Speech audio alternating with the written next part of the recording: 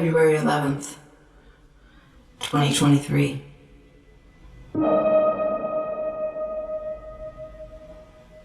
Last night there was a party for a young artist uptown. I didn't really want to go because I'd seen the work and wasn't crazy about it. But I knew Claudine would be there, and I hadn't seen her since she'd moved back from Berlin. I was glad I went.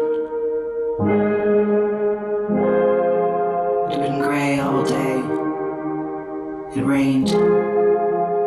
Everyone who came into the gallery that day had tracked water around, which made perfect sense of the show because one of the main themes is transience, and I always think of water as a transient substance.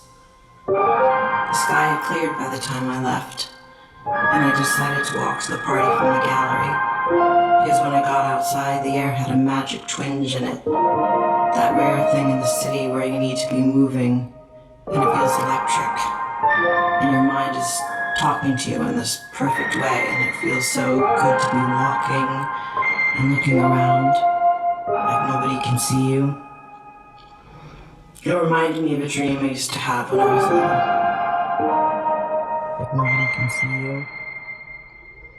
It reminded me of a dream I used to have when I was little. February 11th. Charlotte came home from school with a scratch across her forehead. She wouldn't tell me how it had happened until I swore to her I'd keep it a secret. It made me nervous, but it wasn't a deep scratch. I only noticed it when I was brushing her hair. But she seemed really private about it, like it had been the mark in some secret ritual she'd been a part of. Sometimes watching her grow up makes me feel like I'm floating in outer space. Like this is her world and I'm just visiting. When she tells me what she's learned about her life, I'm really taken aback sometimes. Like the first time you hear a friend speak in a different language, their native language, a language you don't know. February 11th. When I was little, I had dreams about flying through the city at night while my parents were asleep. I looked up what it means. It means freedom of constraints or limitations in waking life. In the dream, I was flying up First Avenue, looking through all the high windows. Most people were asleep inside their apartments or watching television or playing board games. And there were a lot of yellow cabs on the street. I felt perfectly safe flying. I could look up at the clear black sky and feel like I could fly forever. List of constraints. Maybe it'll help. Number 1, time. Number 2, expectations. Number 3, language. Number 4, the speed of light. February 11th. I took Yasmin to lunch after the studio visit. Her work perplexed me, actually. All about birds. She's been using scraps of canvas and trash from the flower district to make nests, studying the architecture of nests she finds in Central Park. Some of the feathers she collected are really beautiful. Yasmin scares me a little.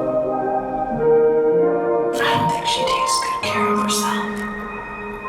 And I think she needs to go out and have more fun. I told her to wear gloves when she handles the trash.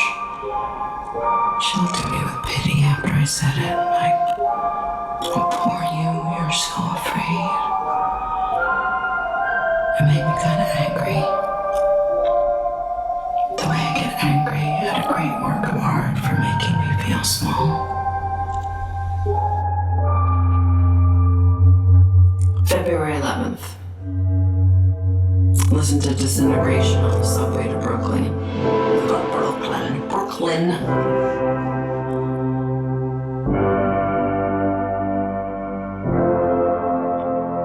February 11th. Listen to Disintegration on the subway to Brooklyn. Thinking about my old angst.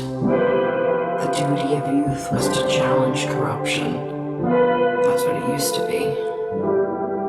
I don't know what the duty of youth is anymore. It's so overwhelming and enormous, and it's also so banal. Maybe ideology is a luxury. Maybe you need to divorce yourself from society to live ideologically. I don't know how else to challenge corruption than to just opt out. Move to the country somewhere and light candles. Take photographs of grass and insects and clouds. Raise Charlotte on food from our garden, water from our own well, a few chickens. Oh, and I dreamed of doing that when we first met.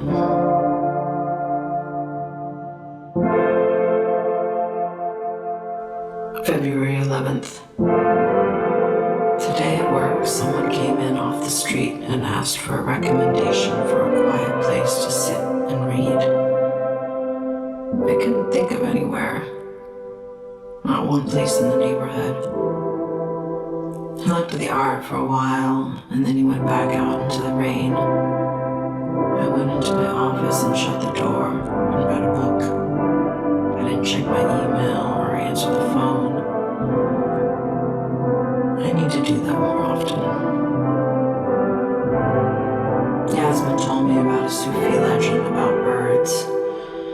I tried retelling it to Charlotte at bedtime, but I'm sure I got it wrong.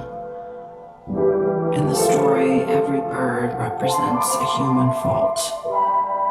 And there are 1,000 birds. The birds decide to go off in search of their leader. They have to cross 7 valleys to find her. Love, knowledge, detachment, unity, wonderment, annihilation, or something else. And when they realize there's this different way ahead, when they realize there's this difficult way ahead, most of them make up an excuse and go home. The nightingale, the parrot, the peacock, they almost all quit. In the end, only 30 birds make it. When they get to where they're going, they find a lake and look down and see themselves in the reflection. And they realize that they're their own leader. Together, they've been guiding themselves. I don't know.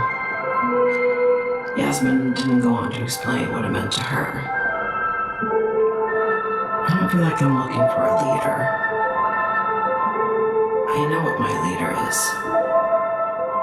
It's gravity. It's the weight of my life keeping me on the ground.